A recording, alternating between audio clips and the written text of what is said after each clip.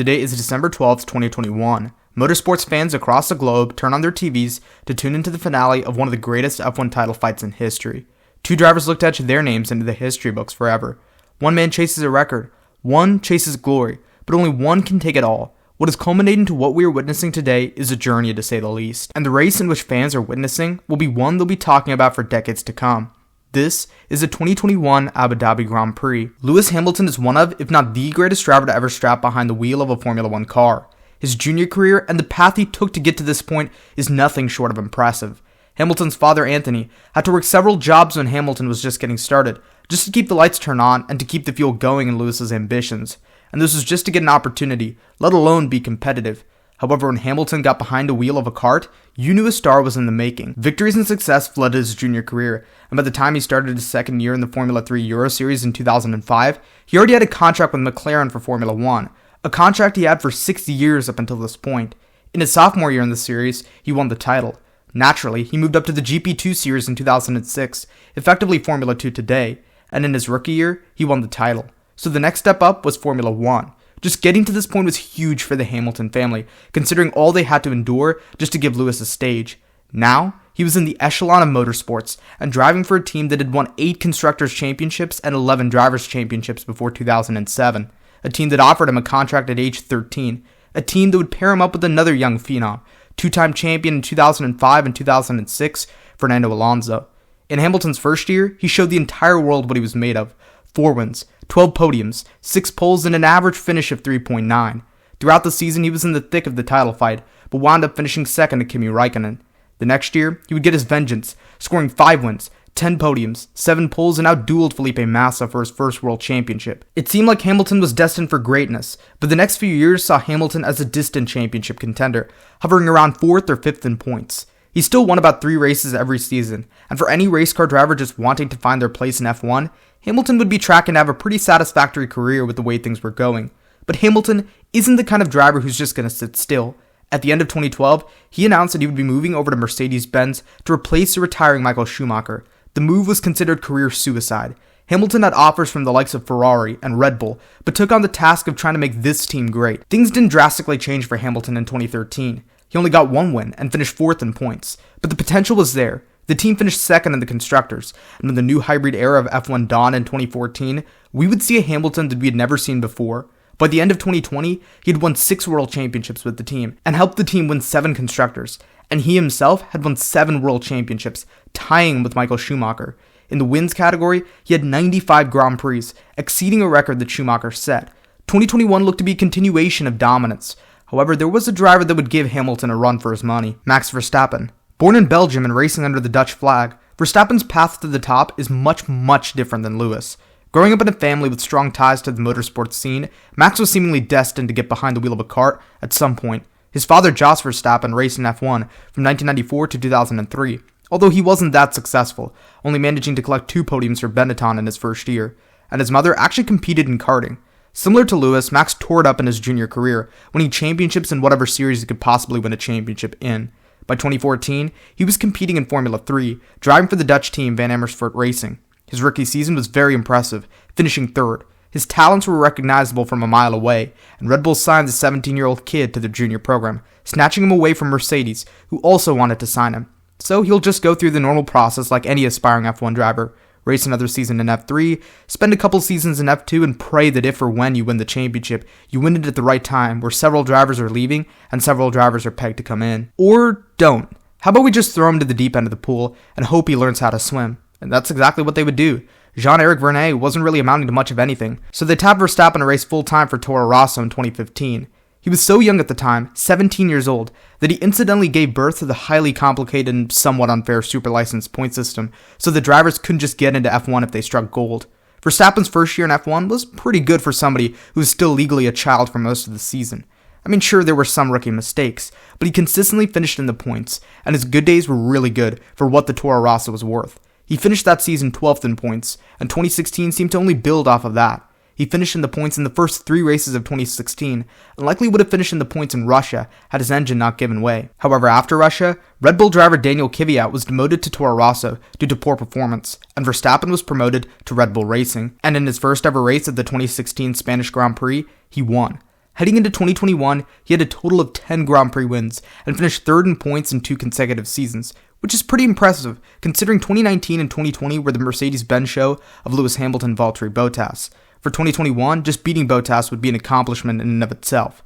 But Verstappen isn't the kind of driver who's just content for second. But neither is Hamilton. These two talented drivers' careers have followed different paths and different timelines in vastly different race cars. But what if they didn't?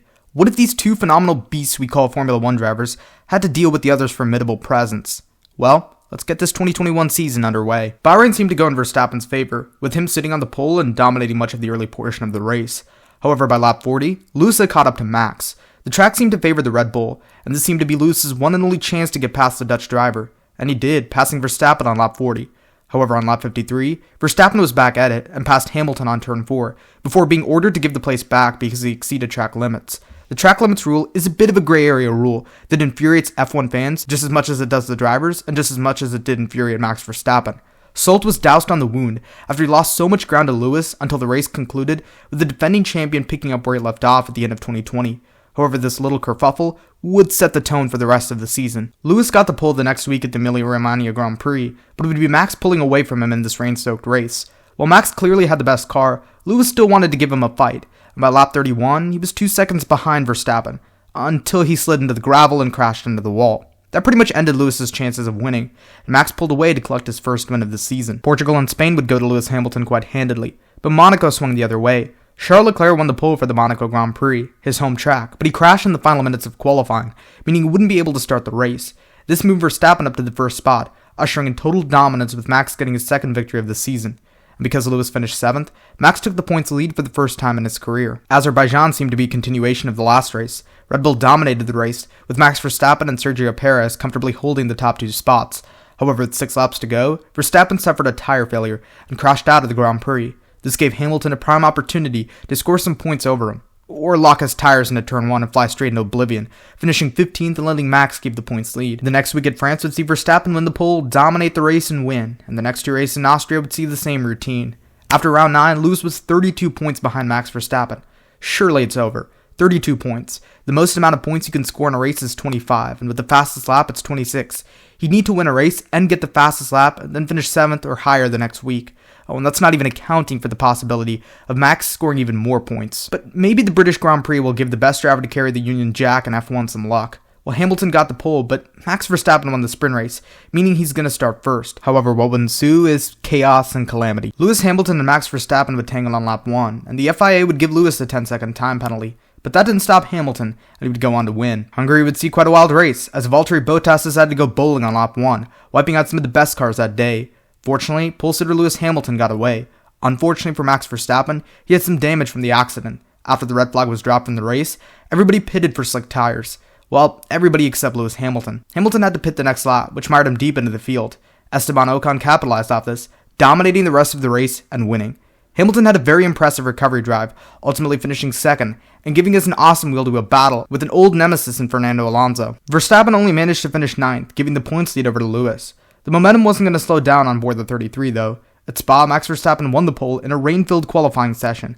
Fans were pretty eager for the race the next day, as rain races in F1 deliver a ton of parity and some iconic moments. However, the race would get delayed by 25 minutes at the start. They go back on track, only managing to do 2 laps behind the safety car before the race was suspended and red flagged due to poor conditions and lack of visibility. After 3 hours, the race was resumed, but 3 laps later, the race was abandoned. The infamous 2021 Belgian Grand Prix would become the shortest race ever in F1 history, and because they didn't finish at least 3/4 of the preset distance, they were awarded half of the points they normally get. Oh boy, decimals. This should make things pretty interesting. After Max's win at Belgium, he would return home the next week at the Dutch Grand Prix, and there he gave the clouds of orange smoke something to be proud of, with Verstappen winning the pole, dominating the race and going back-to-back. Verstappen held a lead of just 3 points, but at this rate, that number was only looking to continue to grow.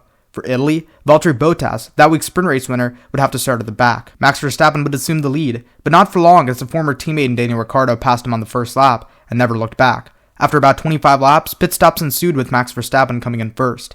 They had a slow stop, so when Lewis Hamilton came in and out, things boiled over. For Russia, Max had to start at the rear due to Red Bull giving him too many new power units. Lando Norris would win the pole and dominate the race, but just when everyone was starting to get excited, Mother Nature intervened. Rain plagued Lando's chances of a first Grand Prix win, and Lewis Hamilton would capitalize on this and score his 100th Grand Prix win, taking the points lead by 2 points. Turkey wouldn't go his way though. He had the same penalty as Max Verstappen the race before, giving the pole to his teammate Valtteri Bottas. Bottas had a statement performance, turning the field upside down and showing everybody what he's made of, by winning the race in a commanding fashion. Verstappen would finish second, retaking the lead from Hamilton. At the next race for the United States Grand Prix, he'd extend that lead to 12 points with the win. Back-to-back Grand Prix wins with the win in Mexico extended that lead to 17 points. If Hamilton even wanted to put up a fight to the young Dutch phenom, he'd have to pull off something legendary. And that's exactly what Sir Lewis Hamilton did. A dominating win at a track very near and dear to Hamilton at Brazil would close the gap. Qatar saw Lewis Hamilton win again, narrowing that lead to 8 points. And at the penultimate race of the season in Saudi Arabia, Lewis Hamilton would get his 3rd win in a row. And after that race, him and Max Verstappen would be tied. Abu Dhabi would decide the fate of these two mega myths of talent. Hamilton was chasing a record he never could have imagined as something remotely possible. Verstappen was looking to make his own name on a huge stage and show everyone where the future of the sport lay. Abu Dhabi saw Max Verstappen win the pole, but would he be able to keep the good mojo going into tomorrow? It's lights out, away we go, and Hamilton gets a decent start and he's already ahead of Max Verstappen. Hamilton leads into the first corner.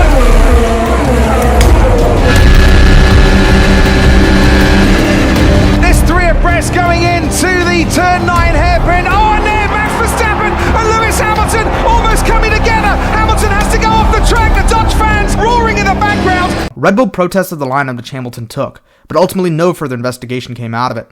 Hamilton used his medium tires to outlast the degraded softs Verstappen had. It was a dominating performance by Lewis, and every lap the possibility of him winning an 8th world title seemed greater and greater. However, on lap 53, Verstappen's help came in the form of an unlikely ally, Nicholas Latifi. The crash brought out the safety car. For Max Verstappen, the task was simple: do what Hamilton isn't going to do. If Hamilton pitted, Verstappen would have to throw a Hail Mary and stay out, but if he didn't, Verstappen would. For Hamilton, he had to somehow predict what the Red Bulls would do or wouldn't do. They ultimately didn't pit, allowing Max to get the fresher tires. After Max's pit stop, he kept the place he had kept all day, second. There were 5 lap cars in between him and Lewis, but maybe there's a chance that he'll pass the 44. As the debris from Latifi's crash was being cleared by the race marshals, the lap drivers were informed that they would not be able to pass anybody. However, on lap 57, the race director of the FIA, Michael Massey, gave the direction that only the 5 cars between Hamilton and Verstappen were to unlap themselves. What would ensue is a finish that'll go down for the ages. This race that started with controversy is ending with controversy. Here comes Lewis Hamilton though, down the back straight. He's got a slipstream. He almost touches Verstappen. They almost make contact into turn 9. Verstappen stays ahead of Lewis Hamilton. Of all the drama, of all the controversy, of all the magic moments in Formula One in 2021, it comes down to this. And at this moment, it looks like it's going to go the way of Max Verstappen. Mercedes not happy. Red Bull will be delighted. They have shared a brilliant championship battle, but the championship can only be won by one, and it's going Dutch in 2021. For Lewis Hamilton, it was the end of an era. An era of dominance, an era that was filled with memories made, accolades collected, and records shattered. 2021 was a massive disappointment for Lewis, no matter how you slice it. Perhaps his championship was robbed, depending on if you're talking about it from a single race perspective or a full season perspective. But one thing's for sure, Verstappen gave him a huge fight in 2021, one that Hamilton had never experienced with the likes of Felipe Massa or Nico Rosberg. No one had ever pushed Hamilton to those heights and beyond, and in a lot of ways, it was too big of a challenge for him. This was likely his last title fight ever, but it sure was a good one. We often wonder how a title fight would look like between two drivers at their peak. Peak Mansell versus peak Schumacher. Peak Alonso versus peak Vettel. Peak Raikkonen versus peak Häkkinen.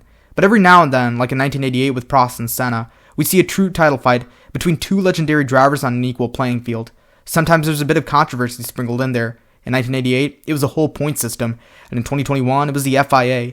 But when you take a step back and just look at the racing itself, the duels and wheel-to-wheel combat, you really get to appreciate history, regardless of those controversies. But enough of the past. Let's look to the future. Max Verstappen. Since his first championship in 2021, Verstappen has won another and firmly solidified his place in F1 with nothing but sheer dominance. We've entered the Dutchman's era, and you're sure to see some memories made, accolades collected, and records shattered.